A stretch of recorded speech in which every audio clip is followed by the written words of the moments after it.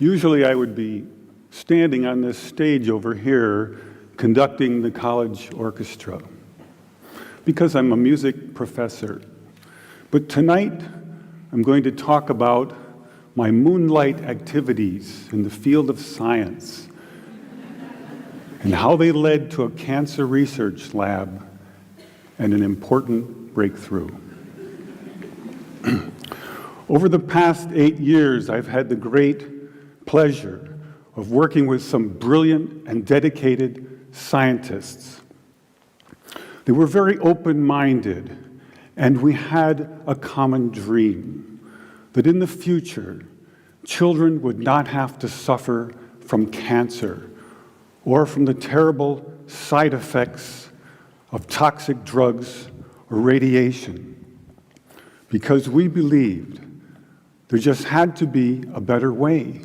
There had to be a better way, and we think we may have found it. A scientist said, "You're killing more cancer cells than as if you had used radiation." That same scientist went on, "If you had spent millions of dollars developing a new drug that killed this many cancer cells, it would be a home run." This was an astonishing thing to hear, especially for a music professor who had just completed his first experiments in a cancer lab. But we didn't use any radiation.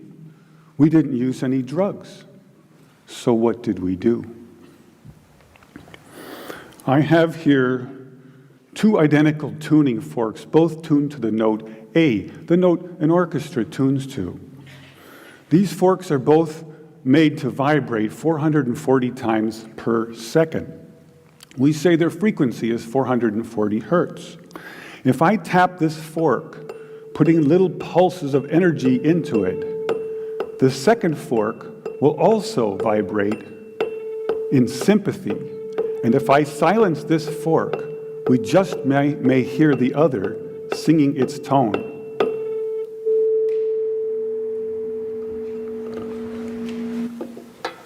We say that I'm inducing a sympathetic resonant vibration in the second fork. It only works because both forks are tuned to the exact same frequency.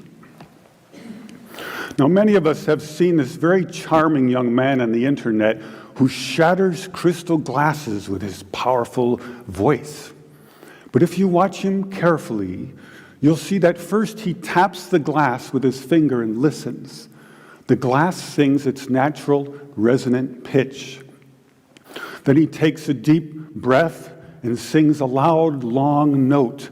He induces a resonant vibration in the crystal glass. The vibration grows larger and larger and larger until the glass is shattered. On the other end of the scale, we have a giant bridge made out of concrete and steel, a suspension bridge, the Tacoma Narrows Bridge. Cars and trucks and buses are going over it every day. And unfortunately, where they built this bridge, there was a steady wind blowing across it. And one day this wind induces a small vibration in the bridge, hardly noticeable. But the frequency of the vibration matches the resonant frequency of some part of the bridge. And the vibration gets larger and larger and larger until the bridge collapses into the river below. A destructive resonant frequency. So on one end of the scale, we have a giant concrete and steel bridge destroyed by resonance. And on the other, we have a small crystal glass shattered.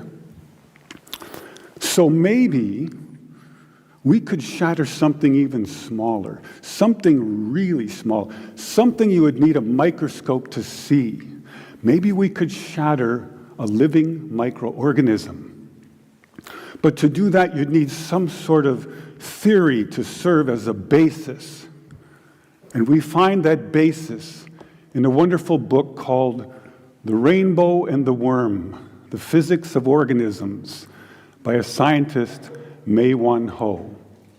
And that book makes a very strong case that living organisms and cells are liquid crystals, or in the least, they have many properties of liquid crystals.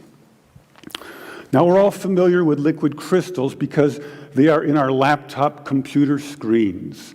LCD display, liquid crystal display. And we can change the qualities of the liquid crystals in our computer screen by sending special electronic signals to it. We can change the color and the shape on the screen with these signals. So maybe we could change a biological living liquid crystal with a special electronic signal. But in order to do that, we would need some kind of device. So we searched the US patent database, and we find this invention by a physician, Dr. James Baer of Albuquerque, New Mexico. It's called a resonant frequency therapy device, and its purpose is to induce a resonant vibration in a living organism or cell. And there are two really important things about this device. The first is that it uses a very special kind of antenna. They take a hollow glass sphere, they evacuate the air, they put in some helium gas, and when we send in our electronic signals, the helium gas lights up like a fluorescent light. An electrified gas is called a plasma. So this is called a plasma antenna. And it has many special properties uniquely suited for this kind of work. The second important aspect about Dr. Baer's invention is that the output always pulses. It's on, it's off, it's on, it's off. This is very important because when you're doing research on the effects of electromagnetic waves on living organisms and cells, if the signal is constantly on, you are in danger of inducing heat in those cells. And heat causes indiscriminate destruction. And we don't want that. We want targeted destruction. So we don't have to worry about heat. And now we go to the biology laboratory and we take Dr. Baer's device, and the hunt begins through a microscope for a frequency which will shatter a living microorganism. Now, we have a method of controlling Dr. Baer's device by an input control frequency. So if I put in, say, 100 hertz, out will come 100 pulses per second. If I put in 200 hertz, we'll get 200 pulses. So now we're searching for the magic frequency. And we start with 100 hertz, and we look through the microscope to see if anything's happening. We watch for 5 minutes. Nothing happens. So we try 101 hertz. We look through the scope for 5 minutes, and nothing happens. So we try 102, 103, and so on. Over the course of 15 months, we try hundreds and hundreds of frequencies, if not thousands, until we find the magic combination. The answer is you have to have two input frequencies, one low, one high, and the higher frequency must be 11 times the lower. It's what we musicians would call the 11th harmonic. And when we add the 11th harmonic, we begin to shatter microorganisms like a crystal glass. These are the first videos taken. We showed these videos to our friends in the biology department. They said they hadn't seen anything quite like it. Seems to be a new phenomenon. These organisms are being shattered by our electronic signals. This is a harmless organism, almost friendly, a little blepharisma. And normally they're very fast swimmers, but when you approach a frequency to which they are vulnerable, they begin to slow down, then they stop, and then they begin to disintegrate within about 3 minutes. So now we know we can destroy a microorganism, and the question comes up, But can you target a specific organism with a specific frequency? So in this next video, you'll see a large organism in the center, a paramecium, undergoing disintegration, and swimming all around it, a tiny different organism, which is unharmed. If we're lucky, we'll also hear the audio as I narrate the experiment live in a noisy lab. Perhaps you can see this sort of fireworks effect happening in the growing blister to the right of the organism. And here comes a little neighbor, wondering what's going on. Who's testing. And you can see blisters forming now on the lower left quadrant and upper left quadrant.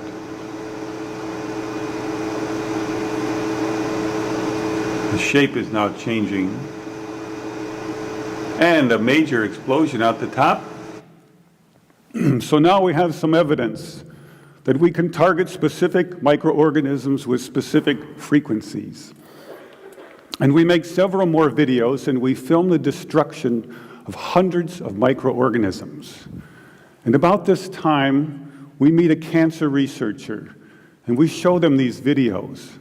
And this results in an invitation to spend 4 months in a cancer research lab trying to shatter cancer cells.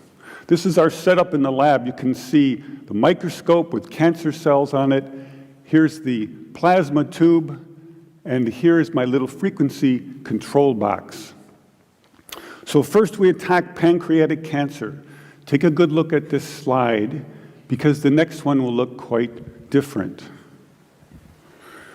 After we treat these cells, they change their shape and size, and they begin to grow long, rope-like structures out the sides. They look something like antennas. I call them bioantennas, for biological antennas. It's as if the cancer cells are trying to tune in to our signal. It also turns out this is the beginning of a process of destruction for cancer cells. We now know that cancer is vulnerable between the frequencies of 100,000 hertz and 300,000 hertz. So now we attack leukemia cells. Leukemia cell number 1 tries to grow a copy of itself, but the new cell is shattered into dozens of fragments and scattered across the slide. Leukemia cell number 2 then hyperinflates and also dies. Leukemia cell number 3 then tries to make another cancer cell. The new cell is shattered and the original cell dies. But killing a handful of leukemia cells is not enough for a patient. What kind of numbers can we do?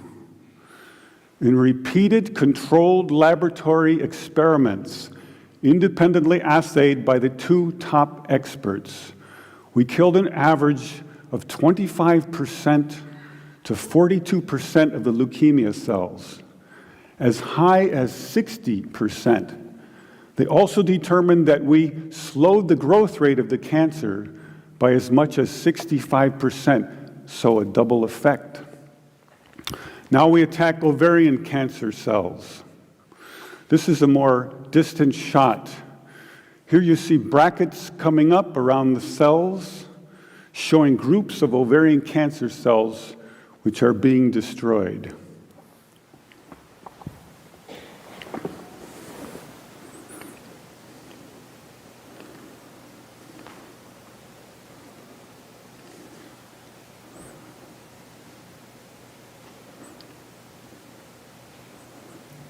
You can see by the end of the video that a great many ovarian cancer cells were destroyed. Now we attack pancreatic cancer once more. In the center of the screen is a clump of pancreatic cancer cells, like a microtumor under the microscope. We turn on our electronic signals, and the tumor shrinks and is broken up. The cells are disconnecting, disaggregating, the opposite of forming a tumor. And some of the cells are destroyed.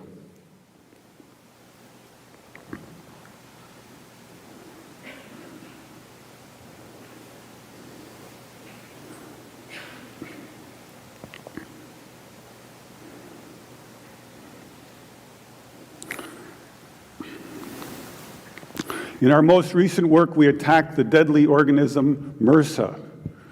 MRSA is particularly dangerous because it's resistant to many common antibiotics. Thousands of people die every year from MRSA. They have drugs for it, but they have very toxic side effects. We found that our electronic signals could actually eliminate antibiotic resistance in MRSA. Then by adding a very small amount of a common antibiotic, we were able to kill MRSA and slow its growth rate. Since I was a 17-year-old high school student with twin interests in both music and science, I never imagined the two would come together in a cancer research lab. I now believe that the future cancer treatment rooms for children will be a very different place. It will be a pleasant place where children gather and make new friends.